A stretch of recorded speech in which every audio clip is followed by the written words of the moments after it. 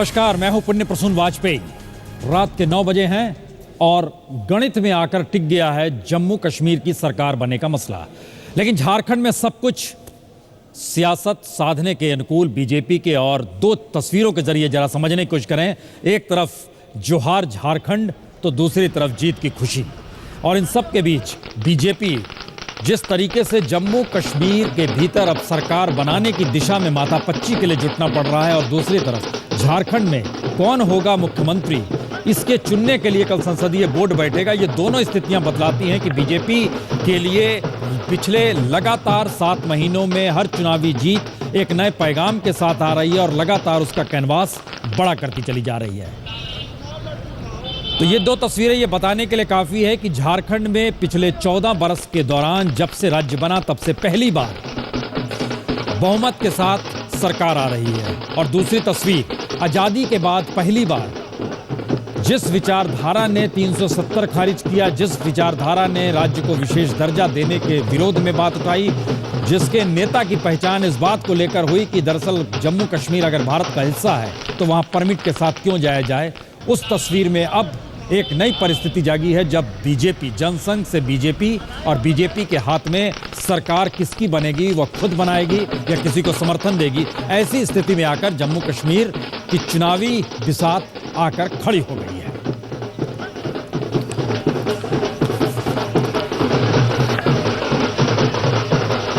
इन सब के बीच अमित शाह, बीजेपी के अध्यक्ष, उनका क्या कहना है? दिल से बधाई देना चाहता हूं, क्योंकि मोदी सरकार के 6 महीने का काम और मोदी जी के प्रति लोगों का अपार प्यार और श्रद्धा, इसका इस भारतीय जनता पार्टी की जीत में बहुत बड़ा योगदान है। जाहिर है बीजेपी के लिए स्थिति या खुशी के चरम को छूने वाली भी है, क्योंकि मसला जम्मू कश्मीर का है। लेकिन जम्मू कश्मीर की सारी उलझन एक गणित पर आकर टिक गई, और इसके साथ ही विचारधाराओं के टकराव को लेकर भी। एक पार्टी दूसरे के खिलाफ, ऐसे में दोनों एक साथ आए तो कैसे आए, और इन सब के बीच किस तरीके की सियासत अब आने वाले वक्त में होगी। और निर्दलियों की मदद से सरकार बनाने की एक संभावना, तो दूसरी तरफ बीजेपी भी सरकार बनाने की दौड़ में, और राजनीतिक कयास लगाए जा रहे हैं कि इन सब के बीच नेशनल कॉन्फ्रेंस हो या पीडीपी, दोनों अपने अपने तरीके से इंतजार कर रहे हैं कि उनके साथ सरकार बने या उनके लिए सरकार बने। और कांग्रेस एनसी और दरअसल जानकारी यह भी आ रही है कि बीजेपी जम्मू और कश्मीर सरकार बनाने के लिए फार्मूला तलाश रही है, और यह फार्मूला साथ खड़े होकर 3-3 बरस सत्ता संभालने का है। और चूंकि 6 बरस की सत्ता होती है जम्मू कश्मीर में, तो वहां पर क्या 3 बरस पीडीपी को दे दिए जाएं, 3 बरस खुद ले लिए जाएं, ये संकेत निकल रहे हैं फार्मूले के तौर पर।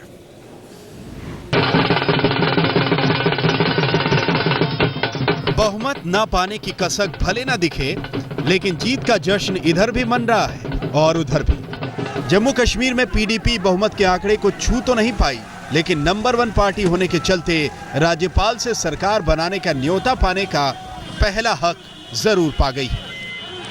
और आज भी जो है बहुत एनसी एंड कांग्रेस के खिलाफ लोगों ने वोट दिया, और हम एक बड़ी पार्टी बन के उभर आए हैं। So we are going to deliberate and explore the possibilities की क्या फॉर्मेशन हो सकती है।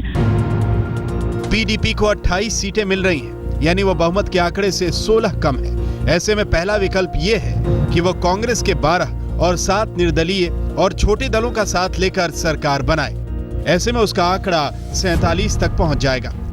कांग्रेस तो अभी से पीडीपी के लिए समर्थन की थाली सजा कर बैठी है। पीडीपी सबसे बड़ी पार्टी उभर के आई है, और ये पीडीपी को डिसाइड करना होगा कि वो कम्युनल फोर्सेस जो भारतीय जनता पार्टी जैसी है उनके साथ जाएगा या किसी सेकुलर पॉलिटिकल पार्टी के साथ जाएगा।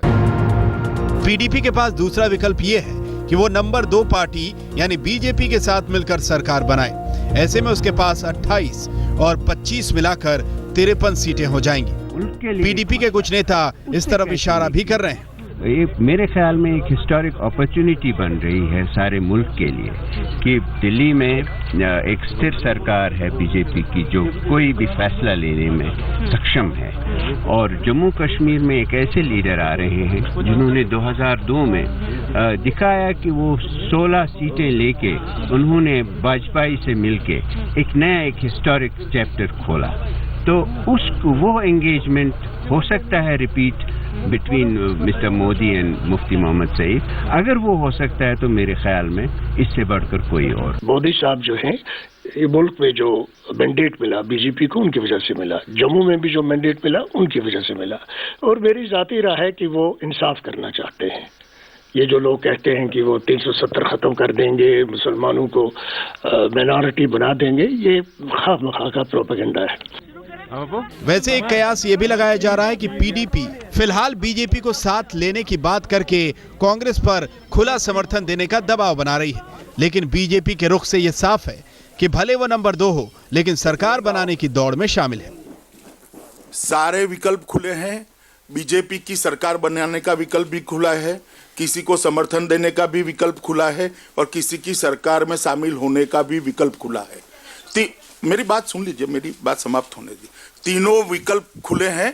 भारतीय जनता पार्टी बाकी की पार्टियां जो इनिशिएटिव लेगी इसके आधार पर निर्णय करेगी। अमित शाह ये इशारा कर रहे हैं कि उनके दोनों हाथ में लड्डू है, लेकिन सत्ता के लड्डू का पहला निवाला अपने मुंह में डालेंगे या किसी और को देंगे, इस पर कयासों का दौर शुरू हो गया। कयास नंबर 1, क्या बीजेपी खुद सरकार बनाने का दावा करेगी? अगर ऐसा होता है तो वो नेशनल कॉन्फ्रेंस के 15 और 7 दूसरे छोटे और निर्दलीय विधायकों के बूते 44 के आंकड़े को पार करना चाहेंगे। कयास नंबर 2, क्या बीजेपी किंग ना होकर किंग मेकर बनेगी या सत्ता में जूनियर पार्टनर? ऐसी स्थिति में बीजेपी के सामने यही विकल्प बचता है कि वो पीडीपी का समर्थन करे, यानी मुख्यमंत्री पीडीपी का, उप मुख्यमंत्री बीजेपी का। इन दोनों परिस्थितियों में बीजेपी के खाते में एक नया राज्य जुड़ जाएगा। हालांकि नेशनल कॉन्फ्रेंस ने अभी अपने पत्ते नहीं खोले हैं कि वो क्या करेगी। श्वेता सिंह और मौसमी सिंह के साथ अशरफ वानी, श्रीनगर, आज तक।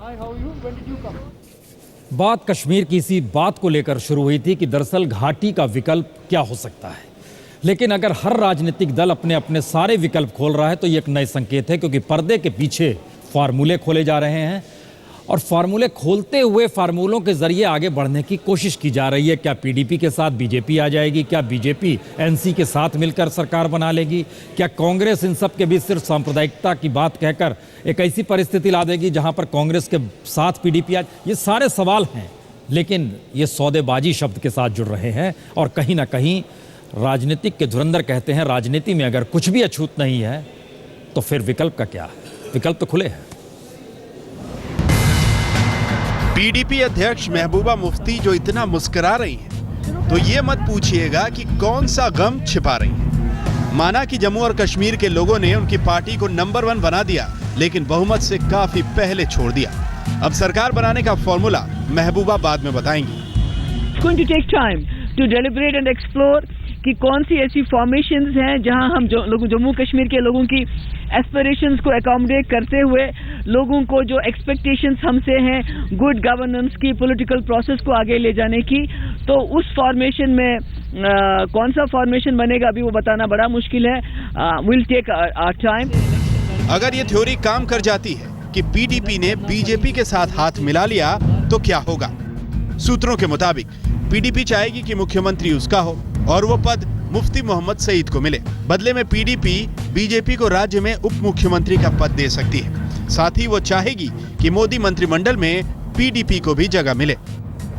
ये तो हुई पर्दे के पीछे की डील की बात, लेकिन पर्दे के सामने गठबंधन बनने की सूरत में पीडीपी की तरफ से ये शर्तें आ सकती हैं। धारा 370 पर बीजेपी कोई चर्चा नहीं करेगी। घाटी के हुर्रियत नेताओं से केंद्र सरकार बातचीत शुरू करेगी। जम्मू कश्मीर के जेलों में बंद अलगाववादियों को छोड़ा जाएगा और पाकिस्तान से संबंध सुधारने के लिए भारत बातचीत शुरू करेगा। लेकिन बीजेपी कह रही है कि वो खुद ही राज्य में सरकार बनाएगी। भारतीय जनता पार्टी जम्मू कश्मीर में एक विकास केंद्रित स्थायी सरकार बनाने के दिशा में क्या योगदान संभव है उस दिशा में विचार कर रही है। एक महत्वपूर्ण निर्णय आने वाले एक आध दिन में लेकर उस दिशा में हम आगे बढ़ेंगे। माना यह जा रहा है कि बीजेपी नेशनल कॉन्फ्रेंस के साथ मिलकर सरकार बना सकती है। जम्मू कश्मीर की राजनीतिक नब्ज पर हाथ रखने वालों का मानना है कि ऐसा हुआ तो पर्दे के पीछे लंबी चौड़ी डील हो सकती है। बीजेपी को पहली बार अपना मुख्यमंत्री बनाने का मौका मिलेगा तो चुनाव में तीसरे नंबर पर पहुंची नेशनल कॉन्फ्रेंस को उप मुख्यमंत्री का पद मिल सकता है। साथ ही मोदी सरकार की शोभा भी नेशनल कॉन्फ्रेंस बढ़ा सकती है। हालांकि असली तस्वीर तो कुछ समय के बाद साफ होगी, लेकिन नेशनल कॉन्फ्रेंस ने अपने दरवाजे अभी खुले रखे हैं। जब हम किसी का नंबर नहीं मिला रहे हैं, मैं किसी को फोन नहीं कर रहा हूँ, कहीं से फोन आए नहीं है। अगर कोई हमसे बात करता है तो देख लेंगे, फिलहाल तो कोई बातचीत नहीं हो रही है। तो वो दौर खत्म हो चुका है जब चुनावी भाषणों में एक दूसरे पर आरोपों के तीर चलाए जाते थे। अब तो दुश्मन को भी दोस्त बताकर गले लगाने की घड़ी आ गई है। अशरफ वानी, श्रीनगर, आज तक। दुश्मनी कुछ होती नहीं है सियासत में, लेकिन दूसरा हिस्सा यह भी है कि सौदेबाजी और सौदेबाजी करने के तरीके राजनेताओं को आने चाहिए। पीडीपी से बातचीत करेंगे तो बीजेपी के महासचिव राम माधव करेंगे, ये बात निकल कर आई। लेकिन जब ये सवाल राम माधव जी से पूछा गया तो देखिए जवाब क्या आया। ना, पहली बात तो भाजपा की पार्लियामेंट्री बोर्ड का मीटिंग कल है। अभी किसी प्रकार जम्मू कश्मीर के संदर्भ में कोई निर्णय नहीं हुआ है। अगर आपके पास कोई जानकारी है तो उसको करेक्ट कीजिए। और जहाँ तक दूसरा भाग है आपके प्रश्न का, चुनाव के रनअप में न केवल हमने पीडीपी को क्रिटिसाइज किया होगा, पीडीपी ने भी कई लोगों को क्रिटिसाइज किया होगा, एनसी ने भी कई लोगों को किया होगा। ये चुनाव के रनअप में होता है। आज एक ऐसी विचित्र परिस्थिति जम्मू कश्मीर में पैदा हुई है। एक फ्रैगमेंटेड मैंडेट है। इसमें से हम इस प्रयास में है कि एक स्टेबल और डेवलपमेंट ओरिएंटेड सरकार हम जम्मू कश्मीर को दे सके, क्योंकि हमने यही वादा जनता को किया था। जो भी कहे बीजेपी, लेकिन सबसे बड़े पार्टी के तौर पर पीडीपी और पीडीपी के नेता मुफ्ती मोहम्मद सईद, और मुफ्ती मोहम्मद सईद ने दरअसल ककहरा सियासी तौर पर जम्मू कश्मीर का ऐसे मौके पर समझा, बूझा और परखा जिस वक्त उनके घर में आग लगी थी। मसला उनकी बेटी के अपहरण का था, आतंकवाद की दस्तक का था। इसीलिए एक पूरा सफर 360 डिग्री में बिल्कुल नए तरीके से पीडीपी के सामने आकर खड़ा हो गया है। एक तरफ विकास, दूसरी तरफ घाटी के उन जख्मों पर मरहम लगाना, और इन सब के बीच साथ और सहयोग बीजेपी के साथ लेना। क्या है सफर मुफ्ती मोहम्मद सईद का, आइए जरा देखते हैं।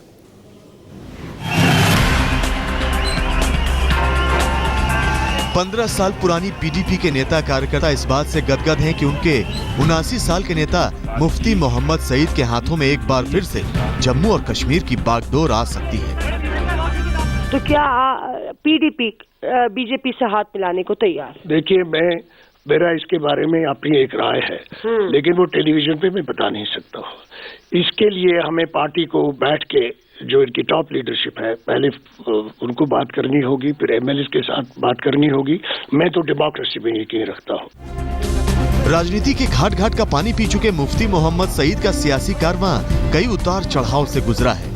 कांग्रेस से राजनीतिक जीवन की शुरुआत करने वाले मुफ्ती मोहम्मद सईद का असर घाटी में इस कदर बढ़ा कि 1984 में फारूक अब्दुल्ला की नेशनल कॉन्फ्रेंस सरकार को सत्ता से बेदखल कर दिया। लेकिन 1987 में कांग्रेस छोड़कर मुफ्ती विश्वासनाथ प्रताप सिंह के साथ जनता दल बनाने निकल गए। इसका इनाम उन्हें 1989 में मिला, जब वीपी सिंह ने अपनी सरकार में उन्हें गृह मंत्री बनाया। पहली बार मुस्लिम समुदाय का कोई शख्स देश का गृह मंत्री बना।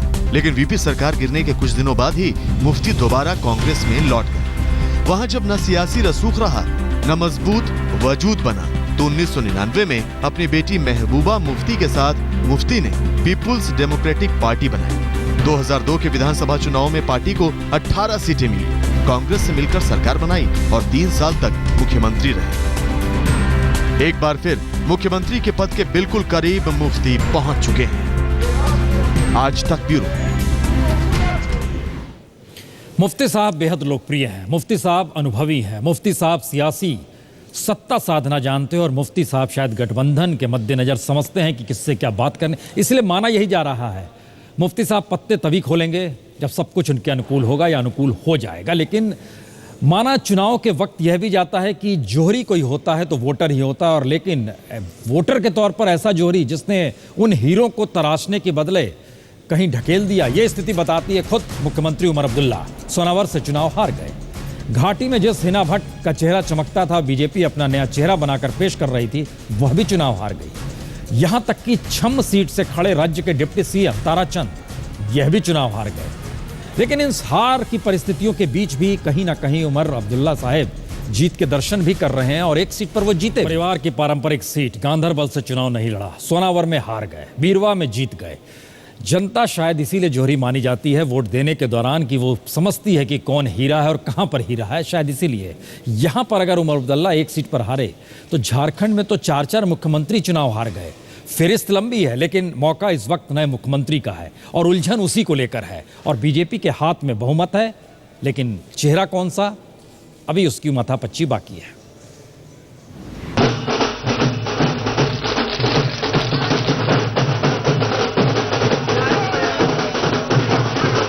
इस जीत के नगाड़े पर झारखंड में बीजेपी का कमल कड़कड़ाती ठंड में ऐसे खिला कि वो सत्ता की चौखट पर खड़ी है। अपने सहयोगी दल आजसू के साथ बीजेपी ने ठीक बहुमत के आंकड़े को छुआ तो साफ हो गया कि सरकार उसकी ही बनेगी। अब सवाल है कि सरकार का सरताज कौन बनेगा। बीजेपी के सर्वे सर्वा भी अभी साफ नहीं बोल रहे हैं। मोदी जी ने दोनों राज्यों में हमारे कैंपेन को लीड भी किया और दोनों जगह भारतीय जनता पार्टी को अपेक्षित सफलताएं मिली हैं। ये जीत का हकदार अगर कोई है तो वो भारतीय जनता पार्टी का कार्यकर्ता और नरेंद्र मोदी के प्रति लोगों की जो असीम श्रद्धा और प्रेम है, इसी के कारण भारतीय जनता पार्टी को जीत मिली।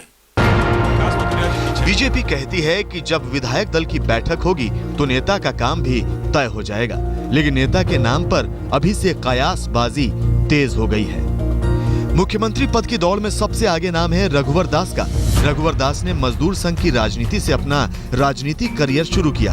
वो झारखंड के उप मुख्यमंत्री भी रह चुके हैं और बीजेपी के प्रदेश अध्यक्ष भी। इस वक्त वो अमित शाह की टीम में राष्ट्रीय उपाध्यक्ष हैं। लेकिन रघुवर दास का गैर आदिवासी होना एक आदिवासी बहुल राज्य में मुख्यमंत्री बनने के उनके रास्ते में रोड़ा बन सकता है। साथ ही दास की संघ की पृष्ठभूमि भी नहीं है। सीएम की दौड़ में दूसरा नाम सुदर्शन भगत हैं, जो मोदी सरकार में ग्रामीण विकास राज्य मंत्री हैं। 45 साल के सुदर्शन को संघ का करीबी माना जाता है। आदिवासी होना भी उनके पक्ष में जा सकता है, लेकिन दिल्ली से एक नेता को राज्य में भेजने की जहमत शायद बीजेपी ना उठाए। सीएम की दौड़ में तीसरा नाम रविंद्र राय का बताया जा रहा है। अखिल भारतीय विद्यार्थी परिषद से सियासी सफर शुरू करने वाले राय फिलहाल बीजेपी के प्रदेश अध्यक्ष हैं और कोडरमा के सांसद भी।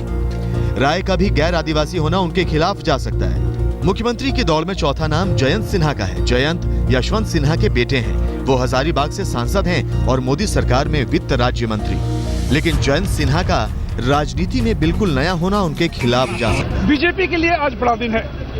बीजेपी कार्यकर्ता आज खुशी से फूले नहीं समा रहे हैं, लेकिन सबसे बड़ा सवाल यह है कि झारखंड में मुख्यमंत्री कौन होगा।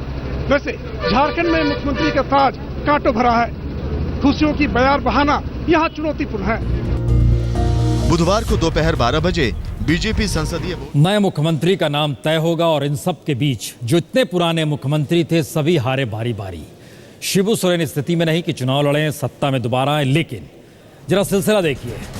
मुख्यमंत्री थे, दुमका से हार गए हेमंत सोरेन साहब, खुद ही हार गए। मौजूदा मुख्यमंत्री बाबूलाल मरांडी राज्य के पहले मुख्यमंत्री, गिरिडीह और धानवाड़ से दोनों जगह से चुनाव हार गए। पूर्व मुख्यमंत्री खरसावा सुरक्षित सीट, उनकी अपनी सीट, अर्जुन मुंडा साहब, ये 3 बार राज्य के मुख्यमंत्री रह चुके हैं, हार गए। मधु कोड़ा ने तो कमाल किया था, निर्दलीय हुए थे और फिर मुख्यमंत्री बन गए थे, खूब घोटाले, लेकिन वह भी हार गए। पूर्व उप मुख्यमंत्री सिली से सुदेश महतो, यह भी चुनाव हार गए। तो ये तमाम हीरे और नगीने जो थे, उन सब को कहीं ना कहीं बीजेपी 2 राज्यों में जीती, लेकिन देश के मानचित्र के नक्शे पर कहीं ना कहीं भगवा रंग बहुत गाढ़ा होते चला जा रहा है। तस्वीर देखिए और समझने की कोशिश कीजिए, रथ कैसे किस रूप में आगे बढ़ रहा है। हरियाणा में पहली बार बीजेपी की सरकार बन चुकी है।